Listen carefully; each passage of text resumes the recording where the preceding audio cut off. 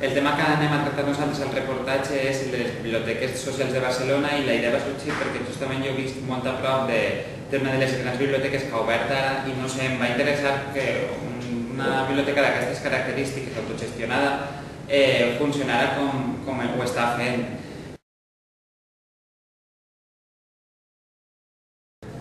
Fins ara hem aconseguit sobretot contactes amb els que porten endavant aquesta iniciativa, per exemple amb els encarregats de la Rimalla, de la Revoltosa, de l'Ateneu Llibertari de Sants.